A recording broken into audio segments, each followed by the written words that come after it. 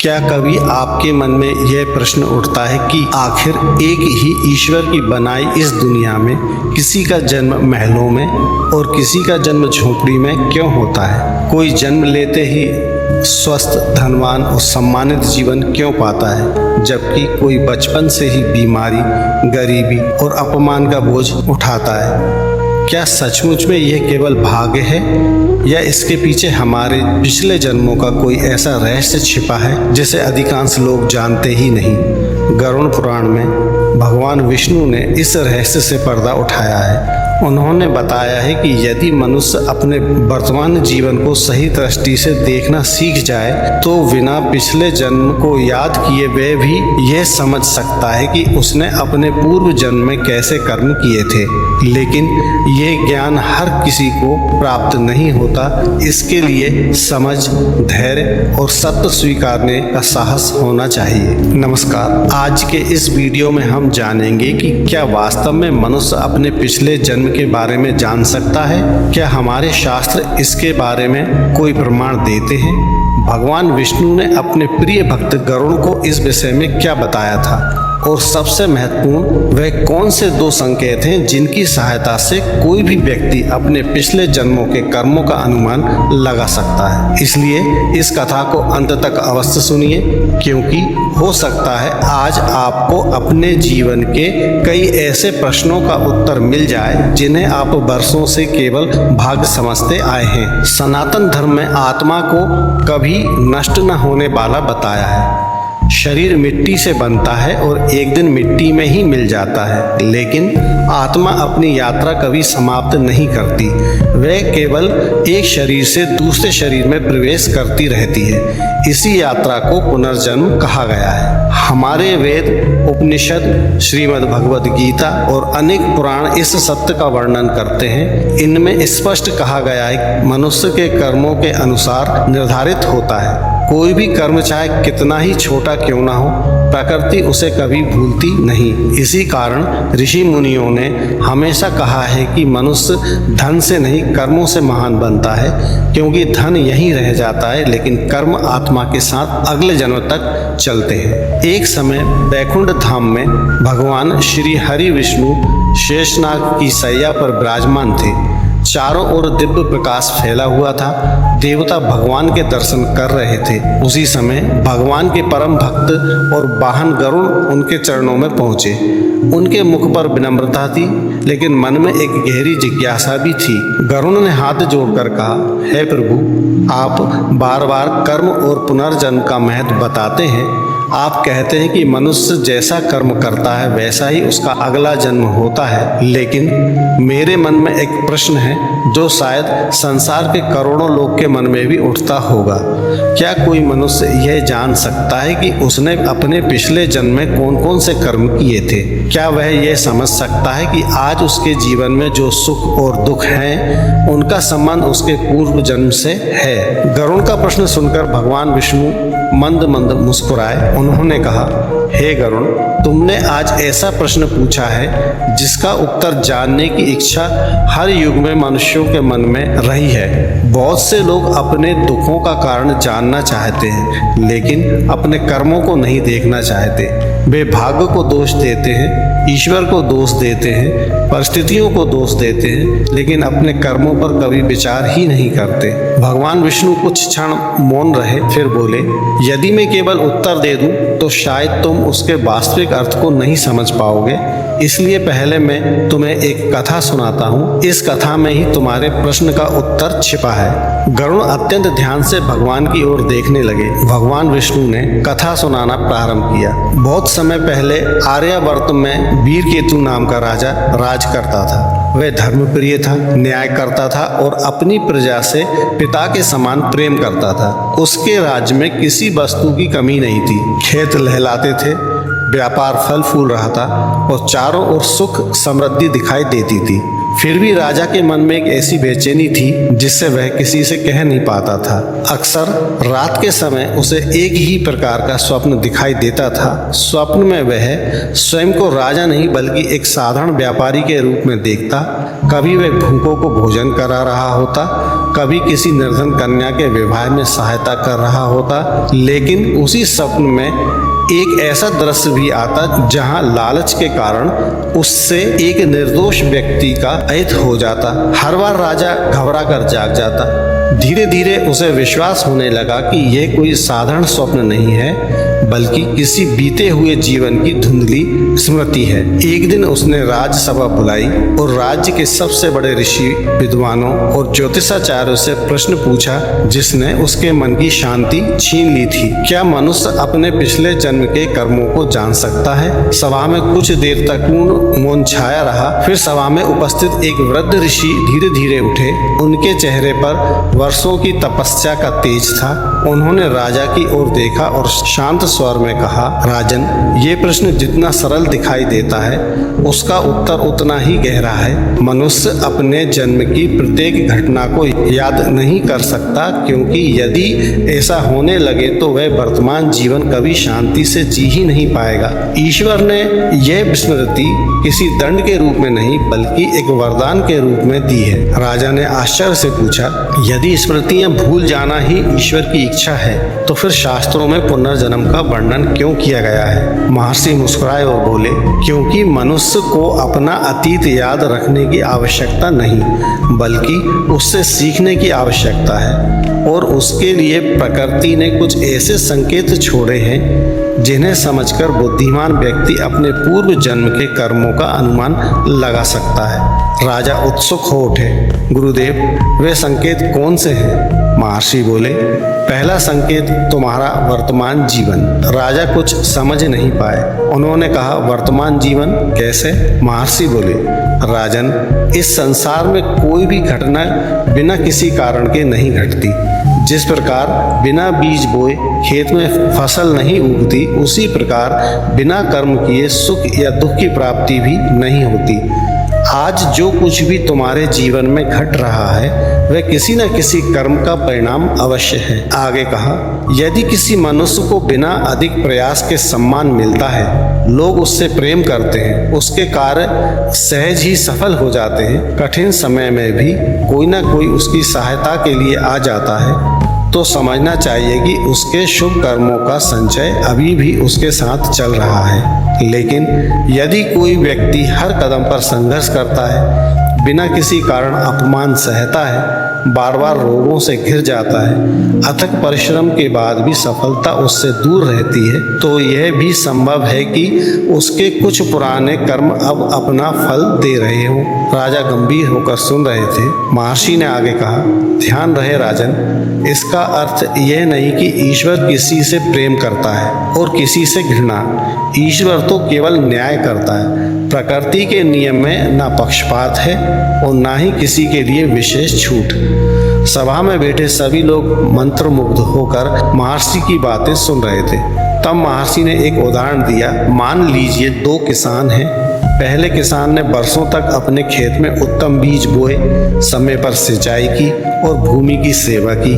दूसरे किसान ने आलस्य किया, भूमि की अपेक्षा की और खराब बीज बो दिए। जब फसल कटने का समय आया तो क्या दोनों को समान परिणाम मिलेगा? राजा ने तुरंत उत्तर दिया, नहीं गुरुदेव, जिसने जैसा बीज बोया है उसे वैसा ही फल मिलेगा। महर्षि मुस्कुराए, यही तो कर्म का नियम है राजन। हमारा प्रत्येक विचार एक बीज है, प्रत्येक शब्द एक बीज है और प्रत्येक कर्म भी एक बीज है। समय आने पर वही बीज हमारे जीवन में सुख या दुख बनकर लौटता है। राजा के मन में अब एक नया प्रश्न उठ चुका था। उन्होंने विनम्र होकर पूछा, गुरुदेव, यदि वर्तमान जीवन हमारे पुराने कर्मों का परिणाम है, तो क्या मनुष्य अपने भविष्य को बदल सकता है या जो लिखा जा चुका है वही होता रहेगा? महर्षि की आंखों में करुणा झलक उठी। उन्होंने कहा, यही वह स्थान है जहाँ अधिकांश मनुष्य भूल कर बैठते हैं। वे सोचते हैं कि भाग्य ही सब कुछ है, लेकिन भाग्य केवल पुराने कर्मों का फल है, जबकि भविष्य आज किए जा रहे कर्मों से बनता है। यदि आज भी मनुष्य अपने विचार बदल ले, अपने व्यवहार को बदल ले, दूसरों के प्रति करुणा, सत्य और धर्म का मार्ग अपना ले, तो वह अपने आने वाले जीवन को अवश्य बदल सकता है। राजा गहरे चिंतन में डूब गए। उन्हें ऐसा लग रहा था जैसे उनके जीवन में अनेक प्रश्नों के उत्तर धीरे धीरे सामने आने लगे हों। लेकिन तभी उन्होंने एक और प्रश्न पूछा, गुरुदेव, यदि वर्तमान जीवन पहला संकेत है तो दूसरा संकेत क्या है? महर्षि ने कुछ क्षण के लिए आंखें बंद की, फिर बोले, राजन, दूसरा संकेत और भी अधिक गहरा है। उसे समझने के बाद मनुष्य स्वयं अपने भीतर छिपे पिछले जन्म के संस्कारों को पहचानने लगता है। उसी समय भगवान विष्णु ने गरुड़ की ओर देखा और कहा, हे गरुड़, अब जो मैं तुम्हें बताने जा रहा हूँ वही इस पूरे रहस्य का सबसे महत्वपूर्ण भाग है। भगवान विष्णु ने गरुड़ की ओर प्रेम पूर्वक देखा और गंभीर स्वर में बोले, हे गरुड़, पहला मार्ग मनुष्य को उसके जीवन का परिणाम दिखाता है, लेकिन दूसरा मार्ग उसके स्वभाव का रहस्य खोलता है।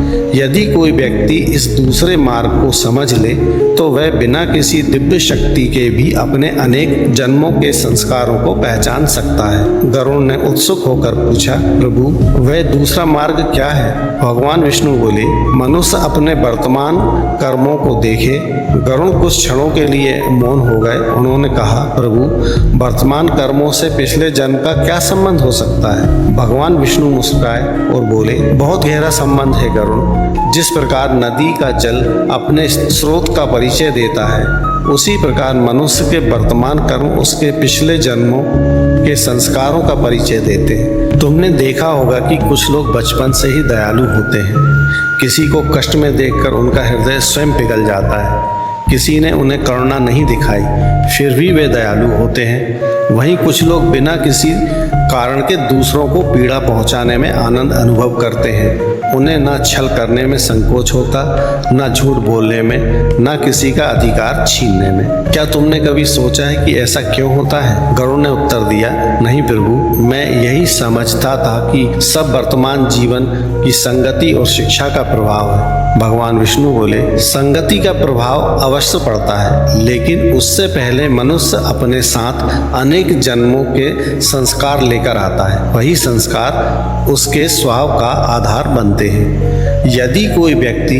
बिना किसी स्वार्थ के सेवा करने में आनंद का अनुभव करता है तो समझो कि उसने पहले भी धर्म और सेवा के मार्ग पर चलने का अभ्यास किया है। यदि किसी को छल, क्रोध, अहंकार और लालच सहज लगते हैं तो यह भी उसके पुराने संस्कारों का संकेत हो सकता है। भगवान कुछ क्षण रुके, फिर बोले, याद रखो गरुड़, मनुष्य का सबसे बड़ा शत्रु बाहर नहीं, उसके भीतर छिपी हुई प्रवृत्तियां हैं। जब तक वह उन्हें नहीं पहचानता तब तक वह बार बार वही गलतियां दोहराता रहता है। यह सुनकर गरुड़ ने पूछा, तो क्या मनुष्य अपने संस्कार बदल सकता है? भगवान विष्णु के मुख पर हल्की सी मुस्कान आई। उन्होंने कहा, यही तो मनुष्य जन्म का सबसे बड़ा उद्देश्य है। यदि सब कुछ बदला नहीं जा सकता तो फिर धर्म, तप, जप और भक्ति में क्या महत्व रह जाएगा? प्रत्येक शुभ कर्म पुराने अंधकार को थोड़ा थोड़ा कम करता है। जैसे घने अंधेरे को एक छोटा सा दीपक भी चुनौती दे सकता है, वैसे ही एक सच्चा पुण्य कर्म अनेक बुरे संस्कारों की शक्ति को कमजोर करना प्रारंभ कर देता है। इसके बाद भगवान विष्णु ने गरुड़ को एक और उदाहरण दिया। उन्होंने कहा, मान लो दो मनुष्य एक ही गांव में रहते हैं। दोनों के पास समान धन है, समान अवसर है और समान परिवार है, लेकिन पहला व्यक्ति प्रतिदिन किसी भूखे को भोजन कराता है, सत्य बोलता है और दूसरों के दुख को अपना दुख समझता है। वहीं दूसरा व्यक्ति केवल अपने लाभ के बारे में सोचता है। वहीं दूसरों का अधिकार छीनने में भी संकोच नहीं करता। अब बताओ गरुड़, वर्षों बाद इन दोनों का भविष्य क्या एक जैसा होगा? गरुड़ ने तुरंत उत्तर दिया, नहीं प्रभु, उनके कर्म अलग हैं, इसलिए उनका भविष्य भी अलग होगा। भगवान बोले, यही कर्म का सनातन नियम है। आज का प्रत्येक कर्म कल का भाग बन रहा है और आज का भाग बीते हुए कर्मों की छाया है। इसलिए बुद्धिमान मनुष्य भाग बदलने की चिंता नहीं करता, वह अपने कर्म बदलने का प्रयास करता है। भगवान की यह बात सुनकर गरुड़ की आंखों में एक नया प्रकाश जाग उठा। उन्हें अब समझ आने लगा था कि मनुष्य का वास्तविक भविष्य किसी ज्योतिषी के हाथों में नहीं, बल्कि उसके अपने कर्मों में छिपा है। लेकिन तभी गरुड़ ने भगवान से एक प्रश्न पूछा, जिसने इस पूरी कथा को और भी रहस्यमय बना दिया। उन्होंने कहा, हे प्रभु, यदि कोई मनुष्य जीवन भर केवल अच्छे कर्म करता रहे, फिर भी उसके जीवन के अंतिम समय में अचानक बड़े बड़े दुख आने लगे तो उसका कारण क्या होता है? क्या अच्छे कर्म भी कभी समाप्त हो जाते हैं? गरुड़ का यह प्रश्न सुनकर भगवान विष्णु गंभीर हो गए। फिर उन्होंने कर्मों के 2 घड़ों का ऐसा रहस्य बताया जिसे सुनकर स्वयं गरुड़ भी कुछ क्षणों के लिए मौन रह गए। भगवान विष्णु ने कुछ क्षणों के लिए अपनी आंखें बंद कर ली। ऐसा प्रतीत हो रहा था मानो वे स्वयं सृष्टि के अनादि नियमों का स्मरण कर रहे हों। फिर उन्होंने अत्यंत शांत स्वर में कहा, हे गरुड़, इस संसार में मनुष्य के कर्मों का हिसाब एक दिन का नहीं होता, ये अनेक जन्मों की यात्रा का लेखा जोखा है। प्रकृति कभी जल्दबाजी नहीं करती, लेकिन वह कभी भूलती भी नहीं। गरुड़ ध्यानपूर्वक सुन रहे थे। भगवान विष्णु आगे बोले, कल्पना करो कि प्रत्येक मनुष्य के साथ 2 अदृश्य पात्र चलते हैं। एक पात्र में उसके शुभ कर्म संचित होते रहते हैं और दूसरे पात्र में उसके अशुभ कर्म। मनुष्य उन्हें अपनी आंखों से नहीं देख सकता, लेकिन प्रकृति हर क्षण उन्हें भरती रहती है। जब तक शुभ कर्मों का पात्र भरा रहता है, तब तक जीवन में आने वाले अनेक संकट भी छोटे छोटे प्रतीत होते हैं। कई बार मृत्यु सामने खड़ी होती है, फिर भी मनुष्य बच जाता है। व्यापार डूबने की स्थिति में होता है, लेकिन कोई अदृश्य सहायता उसे संभाल लेती है। बड़ी बीमारी भी शीघ्र समाप्त हो जाती है। लोग कहते हैं इसका भाग्य बहुत अच्छा है, लेकिन वे यह नहीं जानते कि भाग्य नहीं, उसके संचित पुण्य का प्रभाव है। भगवान की बातें सुनकर गरुड़ विस्मित रह गए। उन्होंने पूछा, हे प्रभु, क्या ऐसा भी हो सकता है कि कोई व्यक्ति जीवन भर सुख भोगता रहे और फिर अचानक उसके जीवन में एक के बाद एक विपत्तियां आने लगे? भगवान ने उत्तर दिया, हाँ गरुड़, ऐसा अनेक बार होता है। जब तक उसके शुभ कर्मों का प्रभाव रहता है, तब तक पुराने अशुभ कर्म प्रतीक्षा करते रहते हैं, लेकिन जैसे ही पुण्य कर्मों का संचय कम होने लगता है, वैसे ही वे कर्म अपना फल देना प्रारंभ कर देते हैं। इसी कारण तुमने देखा होगा कि कुछ लोग 60 या 70 वर्ष तक अत्यंत सुखी जीवन बिताते हैं, लेकिन जीवन के अंतिम वर्षों में अचानक बीमारी, अपमान, आर्थिक संकट या पारिवारिक दुख उन्हें घेर लेते हैं। लोग इसे दुर्भाग्य कहते हैं, जबकि वास्तव में यह कर्मों का संतुलन होता है। गरुड़ ने विनम्र होकर पूछा, प्रभु, यदि कोई व्यक्ति अपने पुराने कर्मों का फल भोगने से पहले ही शरीर छोड़ दे, तो क्या वह उन कर्मों से मुक्त हो जाता है? भगवान विष्णु ने उत्तर दिया, नहीं गरुड़, प्रकृति के विधान में कोई भी कर्म अधूरा नहीं रहता। यदि इस जन्म में समय समाप्त हो जाए तो शेष कर्म अगले जन्म में अपना फल देते हैं। आत्मा शरीर बदलती है, लेकिन कर्म उसका साथ कभी नहीं छोड़ते। ये सुनकर गरुड़ कुछ क्षणों के लिए मौन हो गए। भगवान ने आगे कहा, इसी कारण कभी कभी एक छोटा बालक जन्म लेते ही कठिन रोगों से घिर जाता है, जबकि उसने इस जन्म में तो कोई कर्म किया ही नहीं होता। कोई बालक अत्यंत निर्धन परिवार में जन्म लेता है और दूसरा जन्म लेते ही राजसी सुख प्राप्त कर लेता है। जो लोग केवल इस एक जन्म को देखते हैं, उन्हें ये सब अन्याय दिखाई देता है, लेकिन जो अनेक जन्मों की यात्रा को समझते हैं, उन्हें इसमें ईश्वर का पूर्ण न्याय दिखाई देता है। भगवान की वाणी अत्यंत गंभीर हो चुकी थी। उन्होंने कहा, ईश्वर किसी को दुख देने में प्रसन्न नहीं होते, वह तो केवल कर्मों का न्याय करते हैं। जिस प्रकार सूर्य सब पर समान प्रकाश डालता है और वर्षा सब पर समान रूप से होती है, उसी प्रकार प्रकृति भी किसी से भेदभाव नहीं करती। मनुष्य स्वयं अपने कर्मों से अपना भाग्य लिखता है। गरुड़ ने सिर झुकाकर कहा, प्रभु, अब मैं समझने लगा हूँ कि संसार में जो कुछ दिखाई देता है वे केवल वर्तमान नहीं है, उसके पीछे अनेक कर्मों का इतिहास छिपा है। भगवान मुस्कुराए, हाँ गरुड़, लेकिन अभी एक सबसे महत्वपूर्ण बात शेष है। यदि मनुष्य केवल सोचता रहे कि मेरे पिछले जन्मों में क्या हुआ था, तो वह वर्तमान जीवन भी व्यर्थ कर देगा। बुद्धिमान वही है जो अतीत को जानने से अधिक वर्तमान को सुधारने का प्रयास करे, क्योंकि वर्तमान ही वह भूमि है जहां भविष्य के कर्मों के बीज बोए जाते हैं। यदि आज तुम सत्य बोलते हो, किसी असहाय की सहायता करते हो, माता पिता की सेवा करते हो, अपने मन को अहंकार और लालच से दूर रखते हो, तो समझ लो कि तुम केवल इस जन्म को नहीं, अपने आने वाले जन्मों को भी उज्जवल बना रहे हो। भगवान के इन वचनों ने गरुड़ के हृदय को भीतर तक स्पर्श कर दिया था। उन्हें अब अनुभव होने लगा था कि सबसे बड़ा धन उसका बैंक, उसका राज्य या उसका परिवार नहीं, बल्कि उसके कर्म है। तभी भगवान विष्णु ने कहा, हे गरुड़, अब मैं तुम्हें एक ऐसा सत्य बताऊंगा जिसे जानने के बाद कोई भी बुद्धिमान व्यक्ति अपने जीवन का एक भी दिन व्यर्थ नहीं जाने देगा। भगवान विष्णु ने गरुड़ की ओर देखा और बोले, हे गरुड़, मनुष्य अपने जीवन की सबसे बड़ी भूल तब करता है जब वह अपने भाग्य को बदलना चाहता है, लेकिन अपने कर्मों को बदलने का प्रयास नहीं करता। वह मंदिर के चक्कर लगाता है, यज्ञ कराता है, अनेक उपाय करता है, लेकिन अपने स्वभाव पर विजय प्राप्त नहीं करता। याद रखो, जब तक मनुष्य का स्वभाव नहीं बदलता तब तक उसका भविष्य पूरी तरह नहीं बदल सकता। गरुड़ ने हाथ जोड़कर कहा, प्रभु, यदि किसी मनुष्य से अतीत में अनेक पाप हो गए हों तो क्या उसके लिए कोई आशा शेष रह जाती है? क्या वह अपने जीवन को बदल सकता है? भगवान विष्णु के मुख पर करुणा झलक उठी। उन्होंने कहा, हे गरुड़, यही तो मानव जीवन की सबसे बड़ी महिमा है। यदि परिवर्तन संभव ना होता तो मैं धर्म की स्थापना के लिए बार बार अवतार क्यों लेता?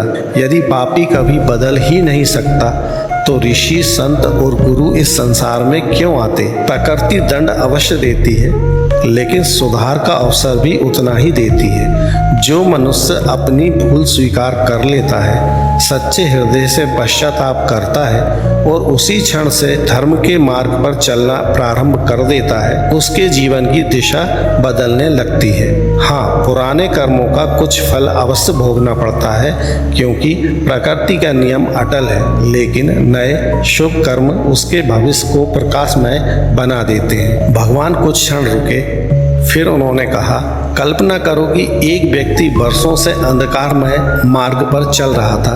अचानक उसे सत्य का ज्ञान हो गया और उसने प्रकाश की ओर चलना प्रारंभ कर दिया। क्या उसे तुरंत प्रकाश मिल जाएगा? गरुड़ बोले, नहीं प्रभु, उसे कुछ दूरी तो तय करनी ही पड़ेगी। भगवान मुस्कुराए, यही कर्म का सिद्धांत है। पुराने कर्म की छाया कुछ समय तक साथ चलती है, लेकिन यदि मनुष्य दृढ़ निश्चय कर ले तो अंततः प्रकाश उसी का होता है। इसके बाद भगवान विष्णु ने गरुड़ से कहा, इस संसार में अधिकांश लोग यह पूछते हैं, मेरे साथ ही ऐसा क्यों हुआ? लेकिन बहुत कम लोग पूछते हैं, मैं आज ऐसा कौन सा कर्म करूं जिससे मेरा आने वाला जीवन श्रेष्ठ बन जाए? यही अंतर ज्ञानी और अज्ञानी में होता है। भगवान के ये वचन सुनकर गरुड़ की आंखें श्रद्धा से भर उठी। उन्होंने कहा, हे प्रभु, अब मैं समझ गया हूँ कि पिछले जन्म को जानना उतना महत्वपूर्ण नहीं है जितना वर्तमान जन्म को सही ढंग से जीना है। भगवान ने प्रसन्न होकर कहा, तुमने बिल्कुल सत्य कहा गरुड़। यदि कोई मनुष्य अपने वर्तमान जीवन को ईमानदारी से देख ले, अपने दोषों को पहचान ले, अपने भीतर के क्रोध, लोभ, मोह, ईर्ष्या और अहंकार को कम करने का प्रयास करे और प्रतिदिन कुछ ऐसे कर्म करे जिनसे किसी दूसरे का जीवन बेहतर बने, तो समझो कि उसने अपने अनेक जन्मों की यात्रा को सही दिशा दे दी। यही वास्तविक साधना है। केवल पूजा करने वाला मेरा भक्त नहीं है, बल्कि वह भी मेरा भक्त है जो भूखे को भोजन देता है, असहाय का सहारा बनता है, सत्य का साथ देता है और किसी के आंसू पोंछने का प्रयास करता है। ऐसे मनुष्य के पुण्य केवल इस जन्म तक सीमित नहीं रहते, बल्कि उसकी आत्मा के साथ अगले जन्मों तक चलते हैं। भगवान की वाणी सुनकर गरुड़ भाव विभोर हो गए। उन्होंने भगवान के चरणों में प्रणाम किया और कहा, हे प्रभु, आज मेरे सभी संशय दूर हो गए। अब मैं समझ गया हूँ कि मनुष्य अपने वर्तमान जीवन को देखकर अपने अतीत का अनुमान लगा सकता है, लेकिन उससे भी अधिक आवश्यक है अपने वर्तमान कर्मों को शुद्ध करना। भगवान विष्णु ने आशीर्वाद देते हुए कहा, हे गरुण, यही ज्ञान संसार के प्रत्येक मनुष्य तक पहुंचना चाहिए।